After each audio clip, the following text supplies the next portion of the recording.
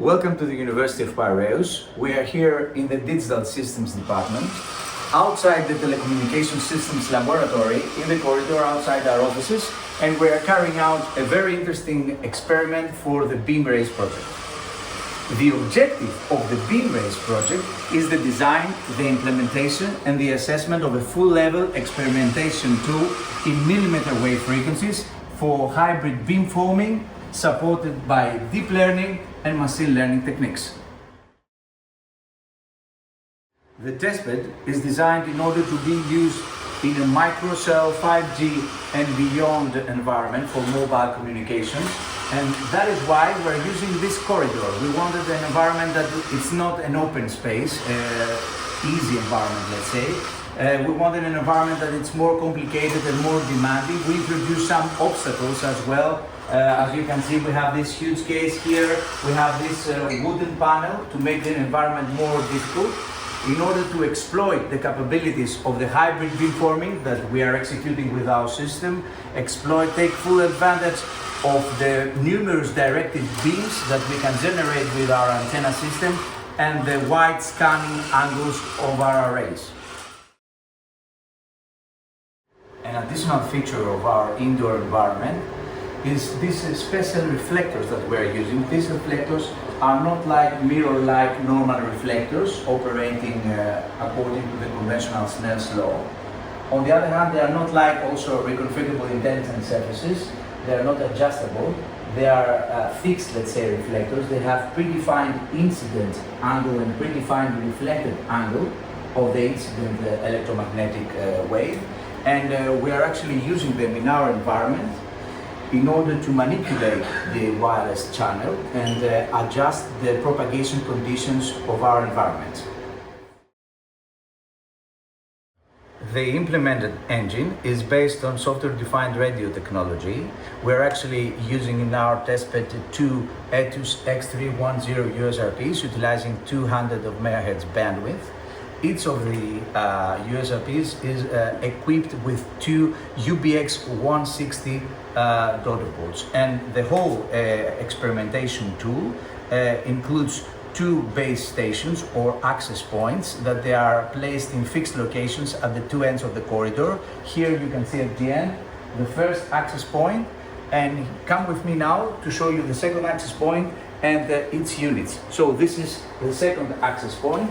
As you can see here, we have the USRP X310 that provides a baseband signal to the up converter, and then the up converter provides a signal to a 1x16 beamformer, one input and 16 outputs of CMPM RF ports that provides the signal to a 4x4 microstrip patch antenna array.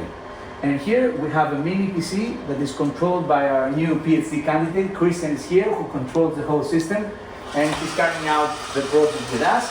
But of course, except from the base station, the access point, we have also a special robot that operates as the user, the UE, the user of our mobile communication system. We purchased especially for BeamRaise project this robot that can carry 6 kilograms of heavy load. As you can see, it's a quite heavy load. We have again here the second USRP, the X310 of Etus. We have a special standard gain horn antenna with a directive beam that receives the signal and then provides the signal to the down converter.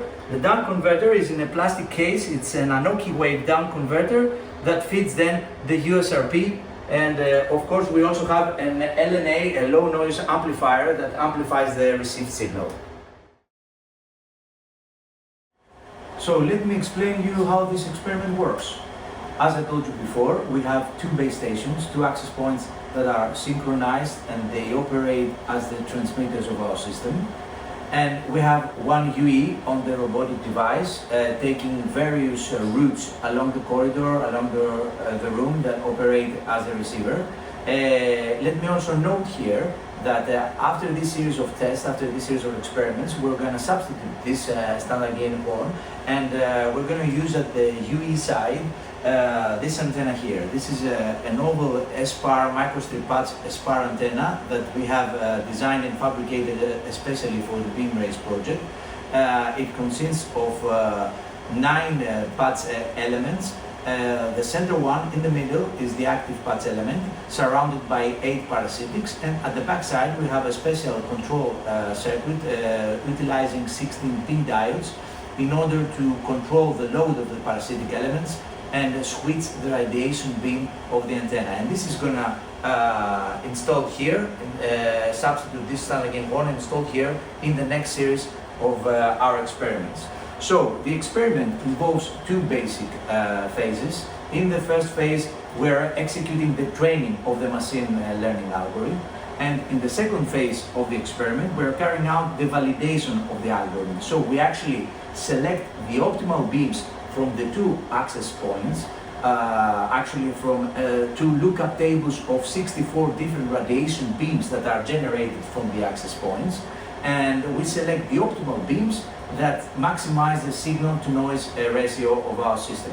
And for each location of the receiver of this robotic device, we are doing an exhaustive search in order to find the optimal beam pair. The OFDM signal that is transmitted from the 2 beams is pre-decoded in the digital domain in order to achieve optimal reception through coordinated transmissions, implementing this way a hybrid beamforming technique. Okay, so during the training phase of the machine learning algorithm, the receiver acquires exhaustively all beams, and the vast amount of data set is received and is collected actually. And this data set then will be used during the operational phase of the network in order to select the optimum beams of the transmitter for each location and each orientation of the UE. And just before starting, let's say, the acquisition process and all the steps of our measurements, in order to confirm that everything works fine, we're doing a really fast connectivity test, as we say, in order to see that the transmitter transmits the right way and the receiver, the UE, receives a really strong signal. So we're plotting a constellation, as you can see in the laptop, that controls the UE receiver.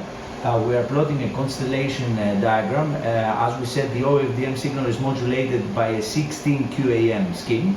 So now that we have a really clear line of sight between the 2 antennas, the transmitter and the receiver, you can see that we are receiving a very good, strong signal with a really clear 16 QAM constellation on the monitor of the laptop. And we just confirmed that everything works fine. And just to demonstrate that the whole system works fine, for example, if I step between the 2 antennas here and I disturb the line of sight between the transmitter behind me and the UE, you will see after a few seconds that the constellation will be bad. We will lose the good 16 QAM constellation. And if I step back to my old position, then after a few seconds, we need a few seconds because of course the software needs a few seconds to plot the constellation, then we'll get again the good constellation that we desire.